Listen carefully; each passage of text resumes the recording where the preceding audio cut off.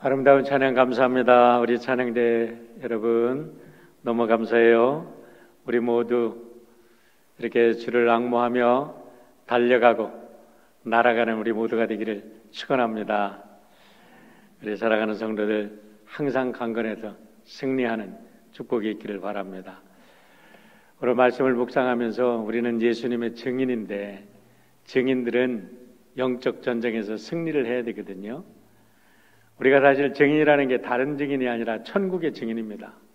천국의 삶이 얼마나 좋은 것인지, 예수 믿고 사는 게 얼마나 기쁜 것인지, 얼마나 행복한 것인지 좋은 것 나누자는데 사탄은 우리를 방해합니다.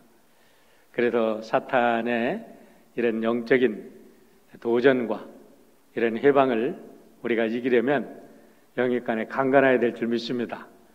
오늘도 강건해서 어디를 가든지 우리 예수님의 행복한 증인이 되시기를 축원합니다. 우리 모두는 그래서 전우라고 생각할 수 있어요. 우리는 전사입니다. 우리 함께 영적 전쟁을 하면서 하나님 나라를 이 땅에 건설해 나가는 하나님의 동역자들인 동시에 예수님의 군사들입니다. 우리 사랑하는 성도 여러분, 오늘 하루도 귀한 은혜 받고 또 한 주간 우리 예수님의 증인으로 승리하는 축복이 있기를 바랍니다.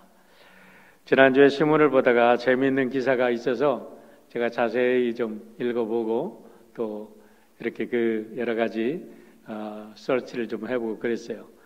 그런데 다른 게 아니고 BAS라고 Bulletin of the Atomic Scientist, 과학자들의 해보라는 뜻인데요. 과학자들이 1년에 한 번씩 이 노벨 수상자들 뿐만 아니라 각 분야의 전문가들 13명이 모여가지고 이 둠스 클락, 세계 종말이 언제 올까 하는 그 종말의 시간을 결정을 한답니다. 근데 그것이 지난주 수요일 날 결정을 했는데 이번에는 이제 세계 종말이 100초 남았다라고 결정을 했다 그래요. 그전에는 뭐 몇 분 남았다, 3분 남았다, 2분 남았다 그랬는데 이제는 너무 가까워져서 초 단위로 이제는 카운트다운을 시작을 했다 그래요. 2002년에 코로나 바이러스가 이제 창궐을 해가지고 그때 100초로 이렇게 움직였는데 올해도 여전히 그 상황이 계속될 거다, 아니면 더 악화될 거다 이렇게 생각을 해서 100초를 그대로 유지하기로 했다고 이야기를 합니다. 이 기사를 읽어 가는데 제 마음속에 떠오르는 말씀은 누가복음 17장 26절이었습니다. 노아의 때에 된 것과 같이 인자의 때에도 그러하리라. 노아가 방주에 들어가던 날까지 사람들이 먹고 마시고 장가들고 시집가더니 홍수가 나서 그들을 다 멸망시켰으며 또 롯의 때와 같으리니 사람들이 먹고 마시고 사고 팔고 심고 집을 짓더니 롯이 소돔에서 나가던 날에 하늘로부터 불과 유황이 비오듯 하여 그들을 멸망시켰느니라. 인자가 나타난 날에도 이러하니라. 제가 이 말씀을 왜 떠오르게 됐냐면 과학자들도 세계 종말이 이제는 100초밖에 남지 않았습니다 하고 과학을 연구한다는 사람들이 세계의 종말을 이야기합니다. 여러분, 스티븐 호킹스 박사가 3년 전에 돌아가셨나요? 2년 전에 돌아가셨나요? 그 양반이 돌아가시면서 한 말이 이제 30년밖에 남지 않았다. 30년 안에 인류가 새로운 별을 찾지 못하면 인류는 완전히 우주에서 사라질 것이다. 그렇게 예언하고 죽었어요. 과학자가 한 말이에요. 종말이 가까웠다는 말입니다. 성경은 끊임없이 경고하고 있고요. 또 우리 주변에도 수없는 이런 재앙과 시그널과 예수님이 하신 말씀들이 계속해서 나타나는데도 사람들은 코웃음 칩니다. 코웃음 치는데 일반 사람들이 코웃음 치는 것은 뭐 그만두고 그러더라도 신학자들이 코웃음을 쳐요. 성경을 연구한다는 사람들이 이건 상징이야. 목사들도 목회를 한다는 사람들이 종말을 얘기하면 저 사람은 완전히 이단에 빠진 종말론자야. 사람들을 왜 공포스럽게 몰아가. 이렇게 조롱하고 비웃습니다. 하지만 과연 그럴까요? 과연 우리가 세상 사람들이 말하는 것처럼 이렇게 시집가고 장가가고 심고 거두고 오늘 뭐 별일 아니고 세상에도 일어나는 일은 이때까지 있었던 일이야. 자연스러운 일이야. 뭘 그걸 가지고 종말이라 그래. 세상은 오메가 포인트를 향해서 점점 좋아지는 거야. 세상적인 관점에서요. 우리가 영적인 관점에서는 분명히 좋아집니다. 왜냐하면 마지막 날에 하나님 나라가 이루어지니까. 그런데 세상이 하나님 나라가 이루어지기 전에는 세상은 종말을 맞게 돼 있어요.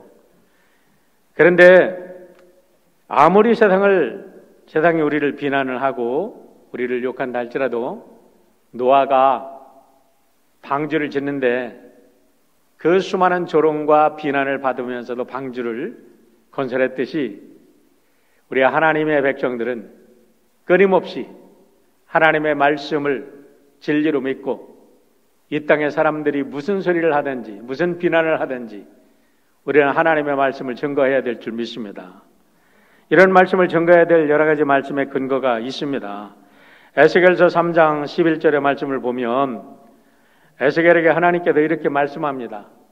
그들이 듣든지 아니 듣든지 그들에게 구하여 이르기를 주 여호와의 말씀이 이러하라 이러하시다 하라 라고 이렇게 말씀을 하시는데요.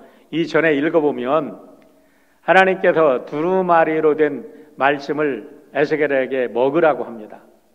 에스겔이 그 말씀을 먹습니다. 그러면서 하시는 말씀이 내가 언어가 다르고 문화가 다른 사람들에게 보내는 게 아니라 내가 너를 내 족속에게 보내노니 그들이 비록 화석과 같이 마음이 단단하고 이마가 화석같이 굳은 사람일지라도 내가 내 이마를 금강석같이 만들어줄 테니까 너는 가서 그들에게 듣든지 아니 듣든지 말씀을 증거하라라고 말씀합니다. 하나님의 말씀이 사실로 드러난다는 거예요. 그러니까 이스라엘이 지금 이제 바벨론에 의해서 멸망한다는 말씀을 증거하라는 거예요. 그리고 멸망되었고 이제 또 나중에 가면 에스겔서에 보면 하나님 나라의 회복을 이렇게 이야기를 하지요. 그래요. 우리는 지금 종말을 이야기하지만 분명히 하나님 나라가 이 땅에 이루어지는 것도 동시에 우리가 선포하고 있는 거예요. 디모데후서 4장 2절 보세요. 너는 말씀을 전파하라. 때를 얻든지 못 얻든지 항상 힘쓰라. 범사에 오래 참음과 가르침으로 경책하며 경계하며 견하라. 바울 사도께서 믿음의 아들 디모데에게도 때를 얻든지 못 얻든지 때 기다리지 말아라. 오늘이 그때다라고 말씀하는 겁니다. 이번에는 증인되는 것이 언제 증인될 거예요? 부자가 돼야 한다고? 많은 것을 배워서 신학 공부를 해서 성경 공부를 해야 증인됩니까? 아닙니다. 오늘 이 순간에 우리가 있는 그 자리에서 우리가 가진 것 그대로 내가 하나님의 말씀을 믿고 하나님을 사랑하는 그 자체가 증인이 되는 거예요. 때를 얻든지 못 얻든지 오늘 증인이 되라고 바울 사도께서 디모데에게 권면을 하셨습니다. 계시록 1장 3절의 말씀을 보세요. 이 예언의 말씀을 읽는 자와 듣는 자와 그 가운데 기록한 것을 지키는 자가 다 복이 있다라고 말씀합니다. 여러분 얼마나 귀한 말씀이에요. 오늘 계시록의 말씀을 듣고 묵상하고 이 말씀을 믿고 이 말씀 안에서 살아가는 여러분이 복된 분들인 줄 믿으시길 바랍니다. 이미 나는 복을 받았어요. 나는 복덩입니다. 끝없이 우리가 이것을 강조해야 돼요. 왜?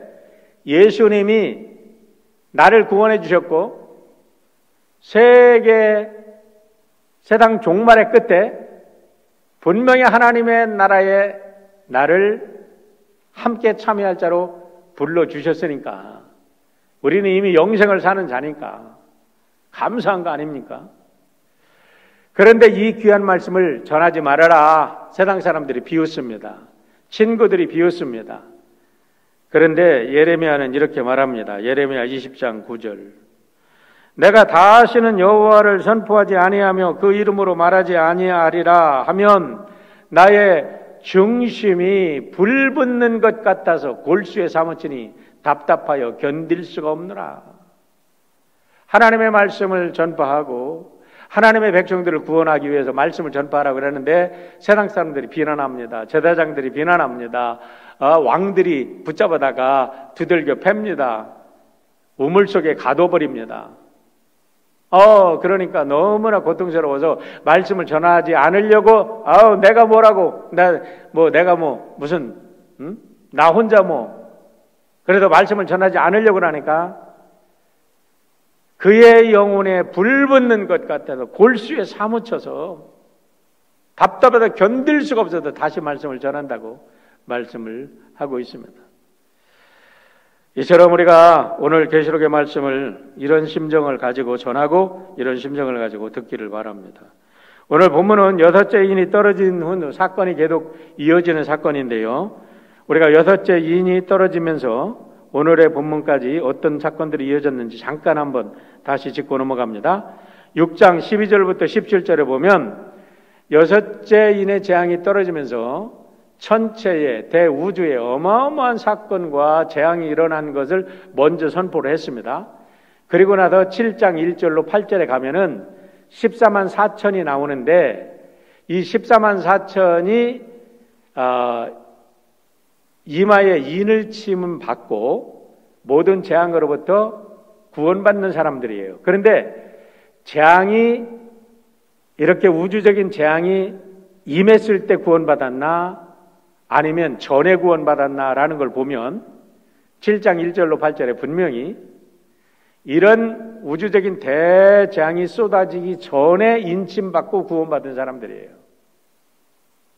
그러니까 이렇게 세상 종말이 일어나는데 케발의 앵글이 착 바뀌어가지고 구원받을 사람들은 어떻게 될 것인가를 잠깐 설명을 해주고 있었단 말이에요. 그런데 오늘 9장 7장 9절부터 17절까지를 보면 또다시 각 나라와 족속과 백성과 방언이 다른 수많은 헤아릴 수 없는 사람들이 등장하고 있다는 거예요. 과연 이들은 누구인가? 그리고 이들은 무엇을 하고 있는가? 그리고 이들이 무슨 축복을 받는가라는 것이 오늘 본문의 핵심적인 말씀인데요. 자, 오늘 말씀을 보세요.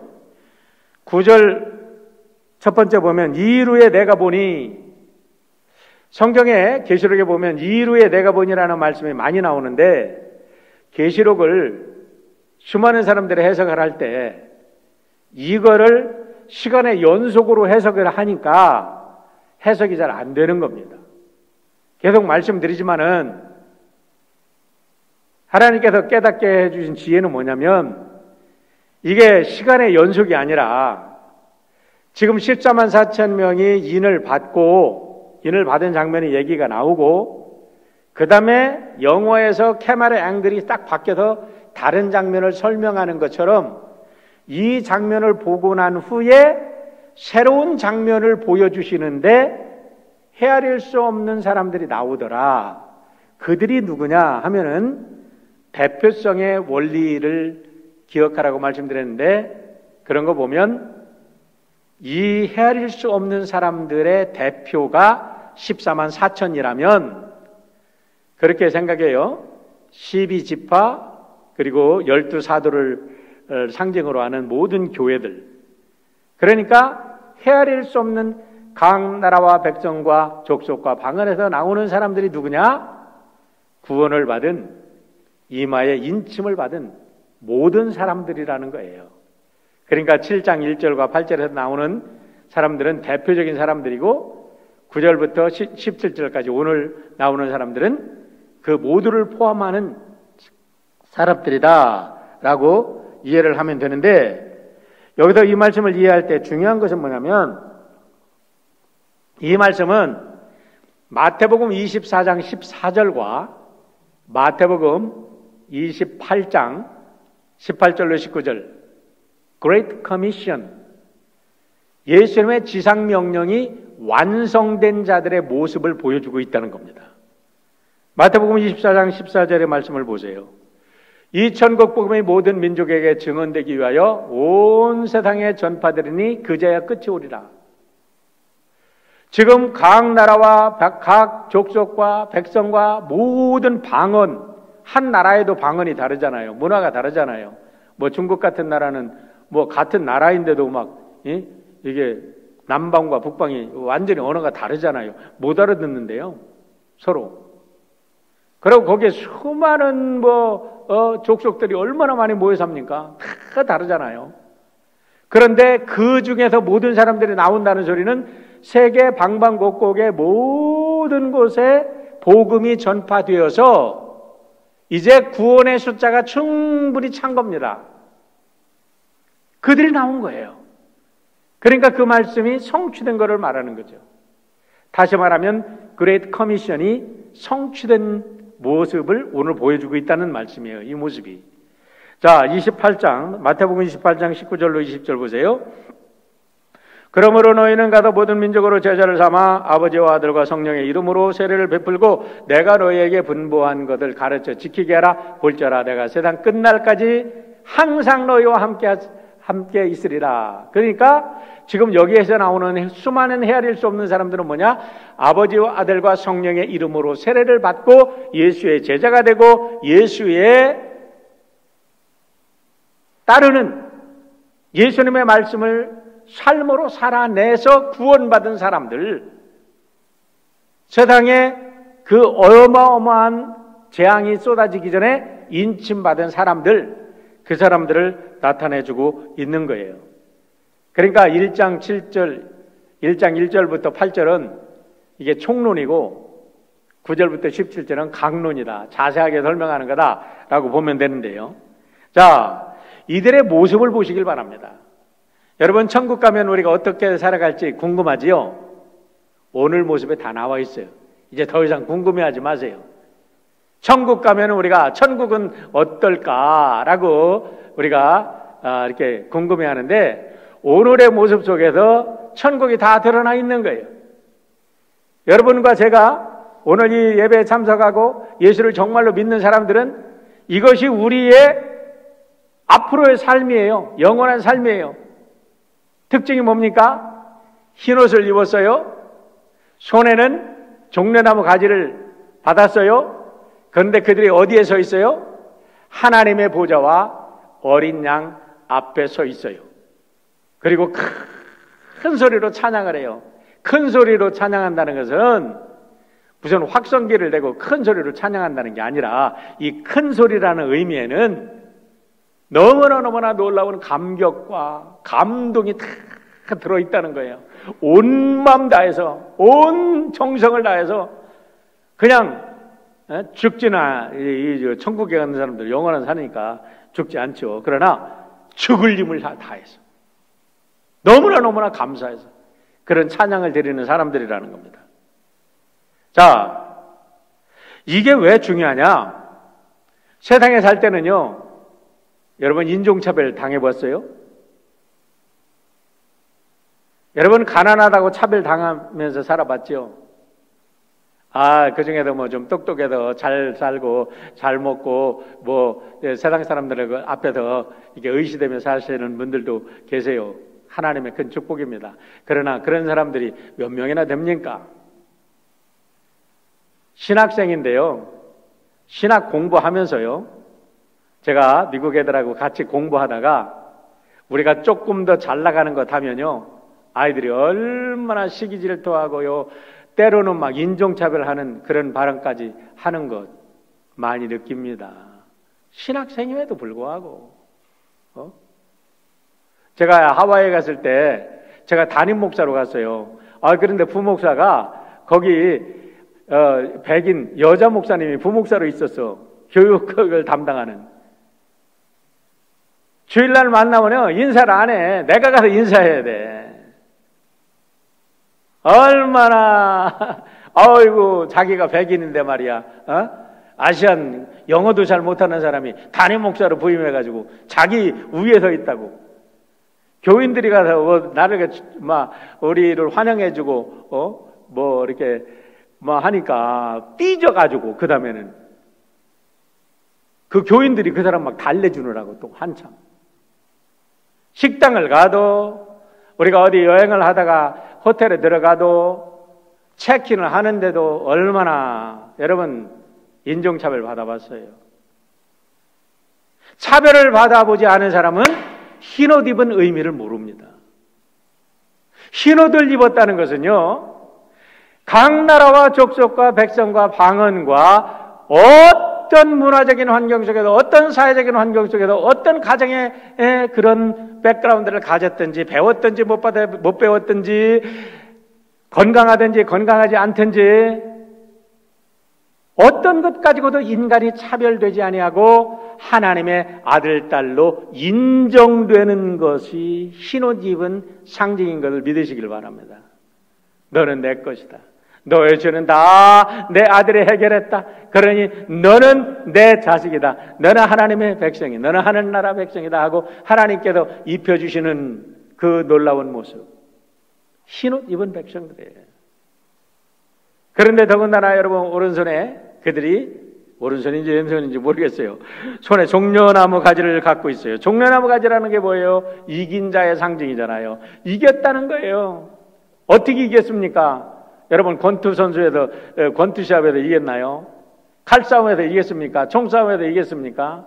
총과 칼이 아니잖아요. 믿음을 지켜서 예수 믿어서 어떠한 환난과 어떠한 곤고와 어떠한 질병과 어떠한 악한 것이 우리를 공격한다 할지라도 예수 그리스도에 대한 믿음 하나 굳건히 붙잡고 마지막까지 믿음 지켜서 승리한 그 사람들에게 우리 하나님께서 면류관을 주실 뿐만 아니라 승리의 상징인 종려나무 가지를 주셨다는 사실을 믿으시기를 바랍니다. 여러분 믿어서 승리하시기를 바라요. 그러자들에게 이긴 자들에게 주는 축복이 여러분 우리 이미 아시아 7교회에 말씀을 해주셨잖아요. 이기는 자에게는 내가 생명나무의 열매를 먹게 하리라. 이기는 자에게는 내가 생명의 면류관을 주리라. 이기는 자에게는 내가 감추인 만나를 주리라. 이기는 자에게는 내가 흰돌을 주리니 그 흰돌 위에 새 이름을 새겨주겠다. 이기는 자에게는 새벽벌을 주겠다. 이기는 자에게는 이기는 권세, 만국을 다스리는 권세를 주겠다. 이기는 자에게는 흰옷을 입혀주겠다. 이기는 자에게는 생명록에 등재해 주겠다. 그런데 여기서 우리가 좀 오늘 말씀하고 연결해 볼 보니 3장 10절인데요. 이기는 자에게는 시험의 때를 면하게 하리라. 시험의 때를 면하게 하리라 라고 말씀합니다. 여러분 이 시험은요 마지막 시험이라 이상 누구도 이 시험을 견뎌낼 방도가 없습니다. 아무도 이 시험을 견뎌내지 못해요. 왜냐하면 지금 천사들이 네모퉁이에 바람을 잡고 있다가 이 바람을 한번 딱 놓기만 하면 이제 천체가 흔들리고 우주가 막 대격동을 하면서 새로운 자리를 잡습니다. 지구는 불덩어리가 됩니다. 지구는 완전히 새로운 플래닛으로 탄생을 하는 건지 아니면 불덩어리로 해도 없어지고 우리가 새로운 천국이 주어지는지 그건 모르겠어요. 그러나 이제 그런 어마어마한 시험의 때가 오는데 그때를 면하게 해준다는 거예요. 그때를 어떻게 면해요? 우리의 이마에 인을 쳐주시는 거예요. 그게 바로 3장 10절과 7장 3절을 연결해 보면 나오는 거예요. 그래서 예루살렘의 기둥에 이름을 새겨주고 나는 너에게 너는 나에게 속한 자로 내가 그에게 들어가 그로 더불어 먹고 그는 나로 더불어 먹으리라 하는 말씀이 여기서 이루어지는 거예요. 천국의 삶이 이루어지는 것을 여러분 7교회에 주시는 축복에 다 설명하셨잖아요. 그 상징으로 지금 뭐를 주세요? 지금 이 팜트리 이걸 가지고 하나님을 찬양하는 그런 모습을 보여준다는 겁니다. 자, 더 귀한 게 있습니다. 3절. 보좌와 어린 양 앞에 서 있었다는 거예요. 여러분, 세상에는 설 때 다 차별해서 세우잖아요. 설라면 너는 여기서, 너는 저기서, 너는 저기서 다 차별해서 세우잖아요. 그런데 하나님 나라에 가면요, 믿음 하나 가지고 승리한 것 보면 모두가 하나님의 보좌와 어린 양 앞에 우리가 다 선다는 것은 얼마나 큰 축복인지 몰라. 동등하게 서 있다는 것 얼마나 감사한지 몰라. 누구 하나 주눅들 거 없어. 개체 나의 하나 고유한 나의 존재가 인정되면서도 모든 사람들이 정말 꿈꾸는 평등한 그 자리, 하나님 앞에도 어떤 사람이 여러분 주눅들겠어요? 누가 하나님 앞에서 여러분 누구는 잘나고 누구는 못났다고 이렇게 도토리 기재게 하겠어요? 그렇지 않다는 거예요. 모든 사람이 동등하게 하나님 앞에 서 있을 수 있다. 차별이 없는 이 세상이 되었다. 이것이 얼마나 귀한 일인지 모릅니다. 우리 다 천국에 한 가족으로 갈 사람인 것을 믿으시면 아멘 합시다. 아멘. 그래요. 제 친구가 천안에도 목회를 합니다. 정병환 목사라고. 근데 그 친구가 한번 얘기를 해요. 교회를 옮겨가지고 예산에도 목회를 할 때, 교인들이 하도 속을 새기니까 그렇게 했다 그래요. 우리 너무 그러지 맙시다. 여러분 죽으면 내가 장례해주고, 나 죽으면 여러분이 장례해줄 거 아닙니까? 장례로 끝나는 게 아니라 우리가 천국 가면 이웃할 텐데 너무 그러지 맙시다 그랬대. 그래요. 다 천국 가면 이웃하고 할 사람들 서로 사랑하며 살기를 주의 이름으로 축원합니다. 자, 보세요. 그런데 네 번째는 그들이 큰 소리로 찬양했대요. 여러분, 큰 소리로 찬양했대. 나는 이게 너무 좋은 거야. 구원하심이 보좌에 앉으신 우리 하나님과 어린 양에 있도다 큰 소리로 찬양했대. 너는 가진 거 없어. 잔소리하지 마. 입 다물고 있어.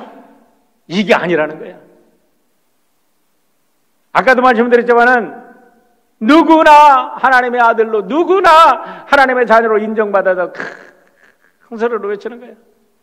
거기에는 절름발이도 괜찮아. 거기에는 한눈이 멀어도 괜찮아. 모든 사람들이 다 그 고유한 자체로, 그 가치 자체로 너무나 아름다운 존재로 인정이 되는 거야. 물론 천국에 오면 병드는 게 없겠죠.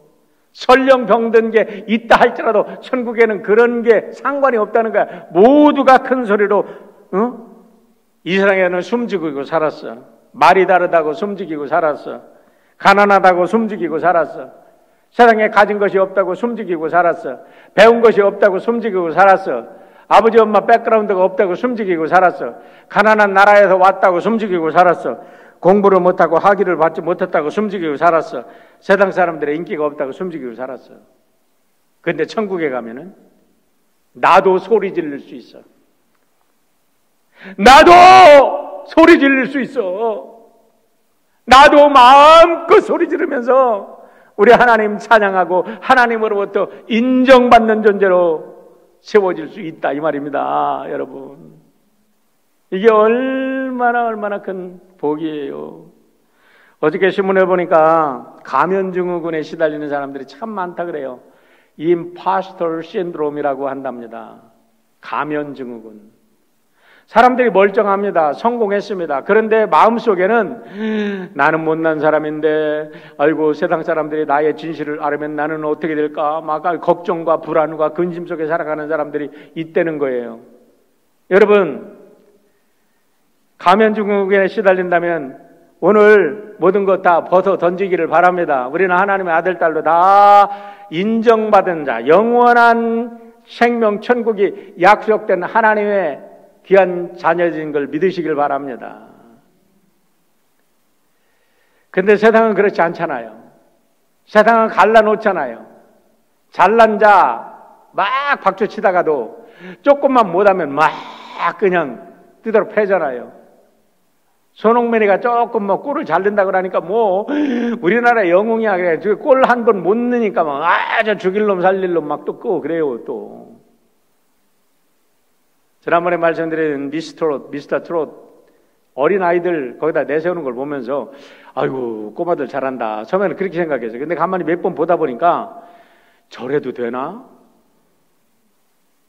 어른들이 저 아이들 가지고 저렇게 돈벌이 하려고 지들 그렇게 하고 아이들 마음속에 그런 막 허영을 넣어놓고 그러다가 아이들 조금 했다가 아이들 조금 못하면 다 쳐내고 뒤도 안 돌아보면 그 아이들은 앞으로 장차 그 아이들이 그 아픔을 어떻게 극복하고 어떻게 살아갈까? 어른들은 아닌가요? 치열한 경쟁 붙여놓고 막 별짓을 다 해요. 막 그래놓고 막 거기서 떨어진 사람들은 이제는 완전히 폐인이 돼가지고 그들이 어떻게 살아갈까? 그것을 바라보는 아이들, 잘 나가는 아이들을 바라보면서 나는 몸이 아파서, 나는 머리가 나빠서, 나는 우리 부모님한테 나는 저렇지 못하는데 그러면 그 아이들, 그렇지 못한 수천 수만 아이들의 주눅들어 살아가는 그 아이들의 모습은 어때? 그들의 아픔은 누가 케어해? 여기에 여러분 교회 사명이 있고 여기에 오늘 본문이 주는 메시지를 우리가 잘 들어야 됩니다. 하늘에 가면 천국에 가면 아무도 차별을 두지 않습니다. 모두가 인정받습니다. 그러면 교회가 하나님의 천국의 모델이라면 교회 안에서는 모든 사람들이 인정받고 모든 사람들이 존경받고 모든 사람들이 사랑받고 모든 사람들이 큰 소리 낼 수 있는 그런 공동체가 되어야 될 줄 믿습니다. 서로 인정하고 서로 격려하고 서로 하나 될 수 있는 나도 괜찮아 너도 괜찮아 우리 모두 하나야 할 수 있는 사회 그런 사회가 교회가 이런 사상을 전파하고 이런 사상을 전파해서 이런 나라가 정치적으로 경제적으로 이런 시스템을 만들 수 있도록 교회가 챌린지하고 도전하는 그런 사회가 될 줄 믿습니다. 돼야 된다는 거죠. 제가 웰셔에서 있을 때 우리 영업을 리더들이 흑인들이 많았어요. 그분들하고 이제 회의를 하고 뭐라 하고 그러다 뭐 사적인 얘기도 많이 하죠. 그런데 그 영업을 리더 중에 한 분이 그런 고백을 하더라고요. 자기가 중고등학교 때 흑인하고 백인하고 마시는 수돗물도 달라. 화장실도 달라. 근데 제일 힘든 일이 뭐냐면 어디 여행 갔다 와서 화장실을 가고 오줌을 마려운데 흑인 화장실을 발견할 수가 없는 거야. 그러면 막 죽을 지경인 거야. 너무나 고통스러웠다는 그런 얘기들을 해주는 모습을 봤는데요. 여러분 이것이 윗사람 아랫사람 할 것 없습니다. 2016년에 Hidden Figures라는 영화가 나왔어요. 여러분들이 오늘 안 보신 분들이 있다면 여러분들 아마 지금은 뭐 인터넷에 자유롭게 볼 수 있는 것 같아요. 저도 거기 인터넷을 통해서 본 것 같은데 Hidden Figures라고 우리 아폴로 11호를 달 탐사선을 쏘아 올릴 때 결정적인 역할을 했고 다시 그 달 탐사를 마치고서 궤도가 돌아와서 이게 어디로 이제 떨어진다 하는 것까지 계산해 낸 사람이 누구냐면 흑인 여성이었어요. 거기에 흑인 3명이 여성이 나오는데 이 천재 같은 흑인 3명이 나오는데요. 이름이 캐서린 존슨, 도로시 본, 메리 잭슨이라는 이게 본명입니다.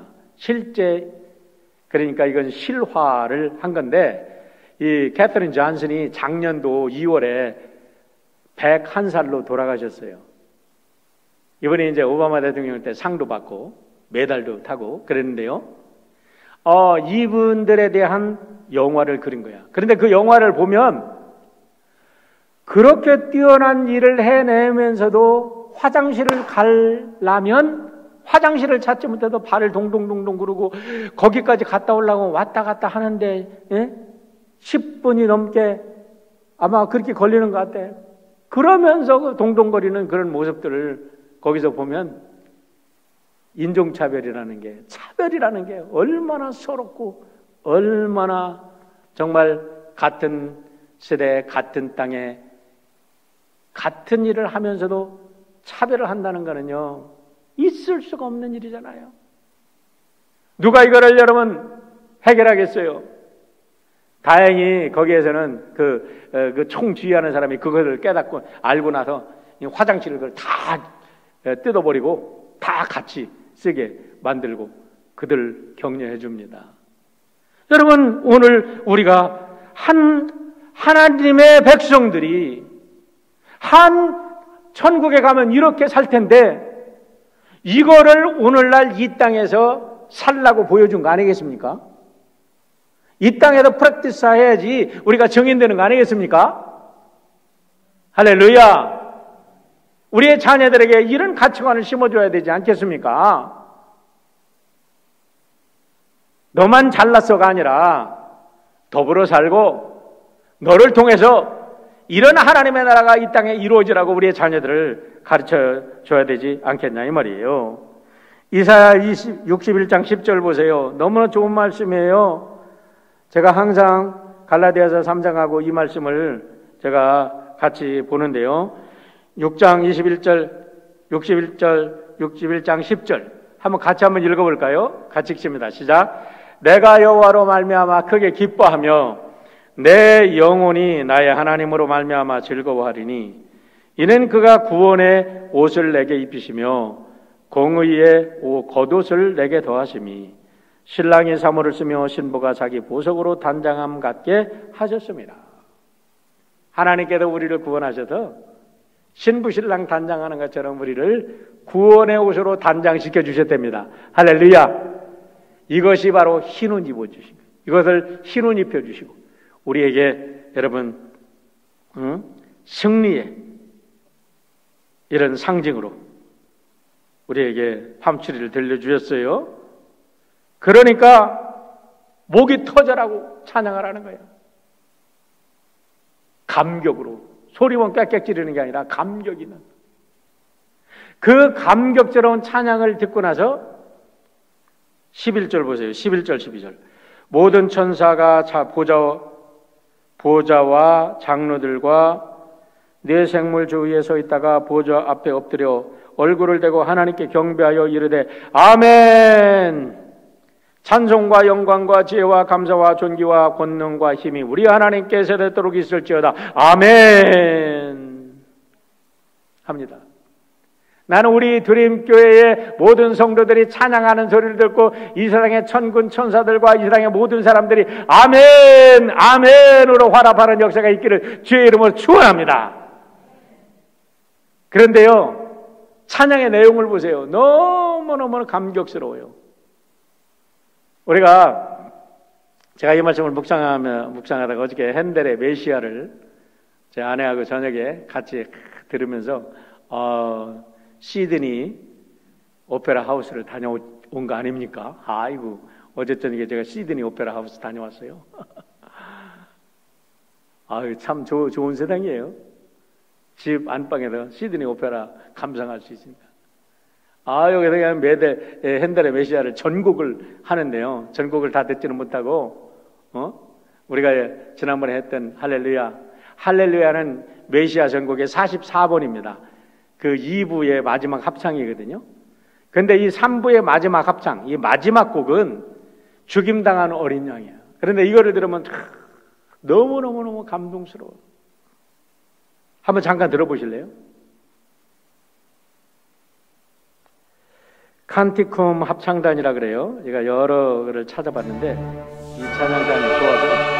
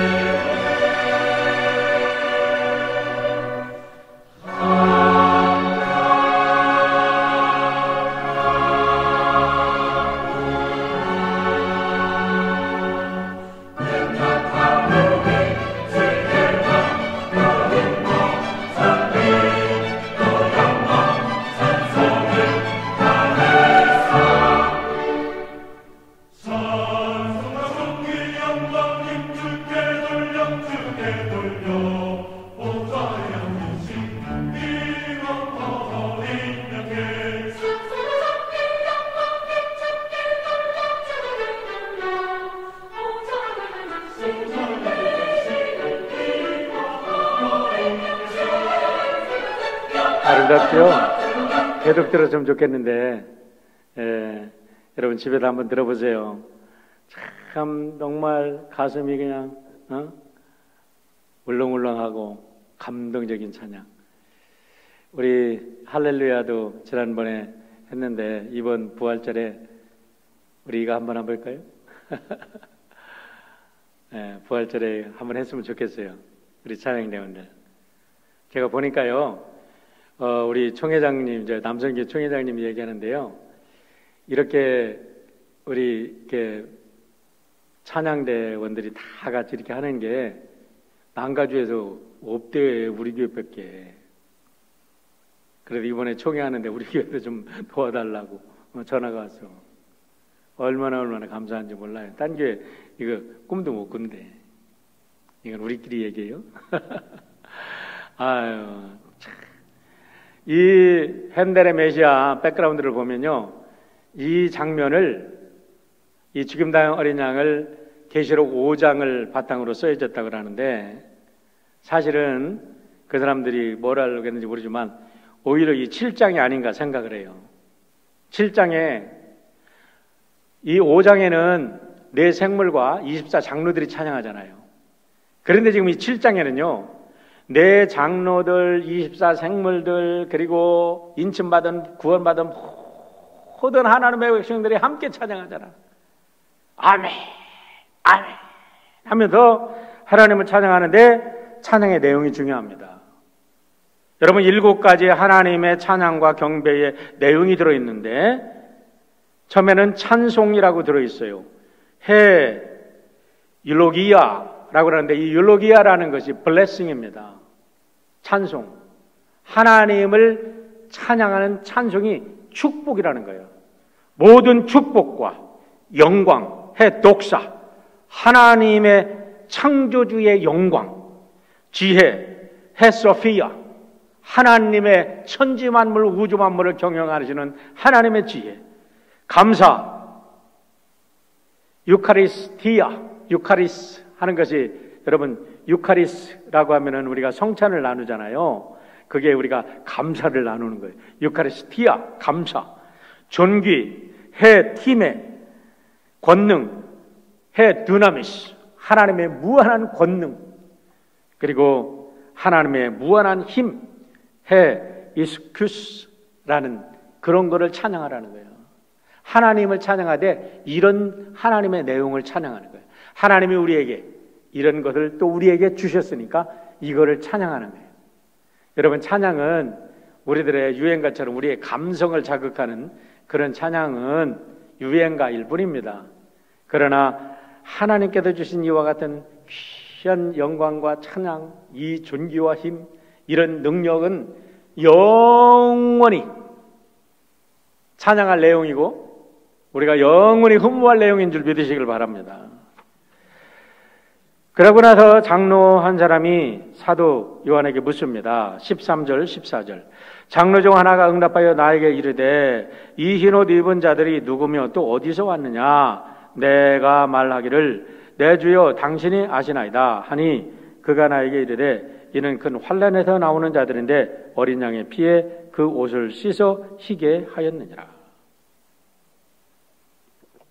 이제 이 헤아릴 수 없는 사람들이 어떤 사람들인가를 분명하게 여기서 정의하고 있습니다. 저는 여러분과 제가 이 중에 꼭 한 사람이 되기를 제 이름으로 축원합니다. 어떤 사람들이에요?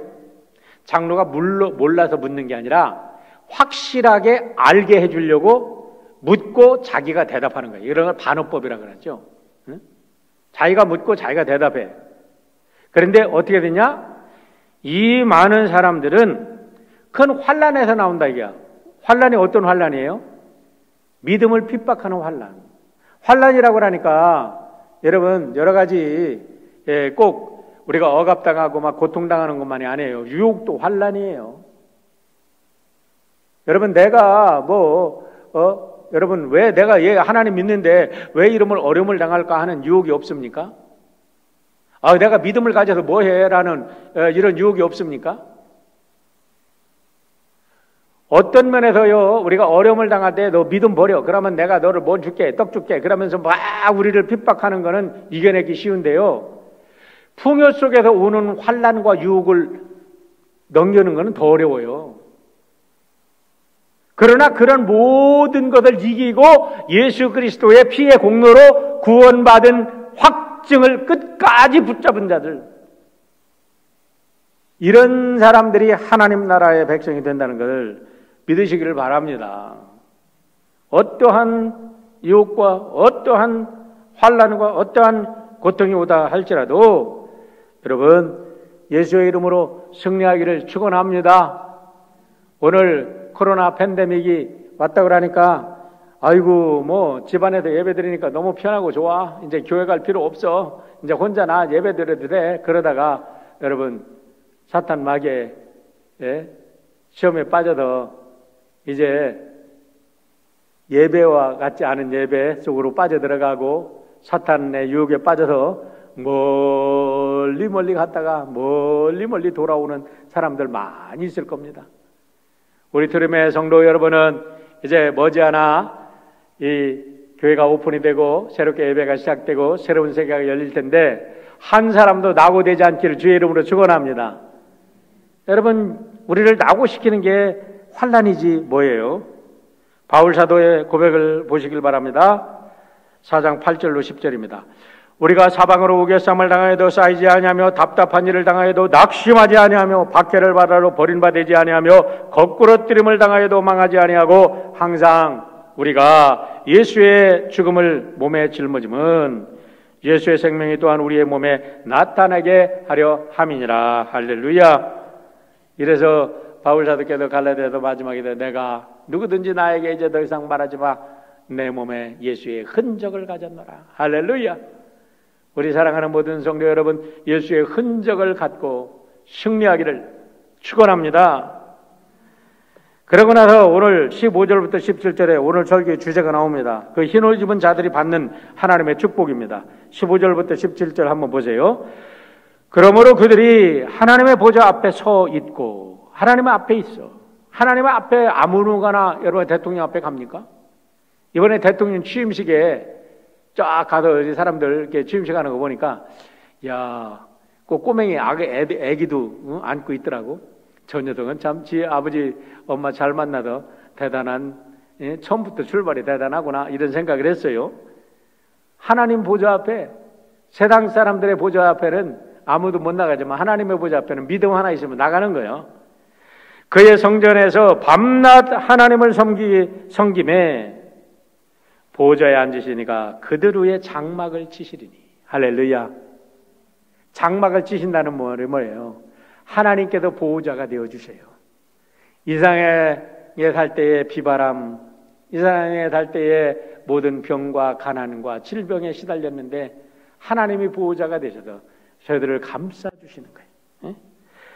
그들이 다시는 줄이지도 아니하며 목마르지도 아니하고 해나 아무 뜨거운 기운에 상하지 아니하리니. 줄여보고 배고파 본 사람들, 참 어렸을 때 우리 얼마나 배고파 봤습니까? 얼마나 정말 인간 이하의 삶을 살아봤는지 모르죠. 그런데 그런 일들 하나님께서 다 이제 목마르지도 않고 줄이지도 않고 고통도 없게 해주신다는 겁니다. 그리고 17절 보세요. 이는 보좌 가운데 계신 어린 양이 그들의 목자가 되사 생명수샘으로 인도하시고 하나님께서 그들의 눈에서 모든 눈물을 씻어 주실 것임이니라. 여기를 잘 해석해야 됩니다. 여러분들이 요 문장을 계시록 21장과 22장에 가서 확인을 해보세요. 그러면 계시록의 마지막 종결 부분하고 이 부분하고 똑같다는 걸 알게 됩니다. 이것은 뭐를 얘기하냐면 지금 7인이 떨어집니다. 그러니까 7인이 이미 세상 인류의 종말의 한 세트를 다 보여주신 거야. 계시록의 메인 메시지 큰 줄거리는 여기서 다 끝났어요. 그러고서 그러면 왜 나팔 재앙이 있고 대접 재앙이 있냐? 그건 더 디테일하게, 아까도 말씀드리지만 총론이 있고 강론이 있을 때 빠진 부분 더 디테일하게 설명하고 있는 거예요. 결국 여러분과 저는 계시록이 우리들에게 주는 하나님의 메시지를 다 들었습니다. 무엇입니까? 어떤 세상 환난과 아픔이 온다 할지라도 예수 보혈로 죄사함 받고 구원받은 사람들은 하나님 나라에 올라가서 모든 사람이 흰옷을 입고 모든 사람이 종려나무로 가지를 흔들며 큰 소리로 감격에 찬양하는 그 그룹의 한 사람이 된다는 것입니다. 오늘 여러분과 오늘 예배드린 모든 분들이 이렇게 된 줄 믿는다면 이왕 천국에 가서 할 일이 아니고 여러분의 가정이 오늘 여러분들이 섬기는 비즈니스에서, 현장에서, 그리고 오늘 교회 현장에서 이 역사가 그대로 재현됨으로 우리 모두가 복된 예수의 증인 되기를 주의 이름으로 축원합니다. 기도하겠습니다. 아버지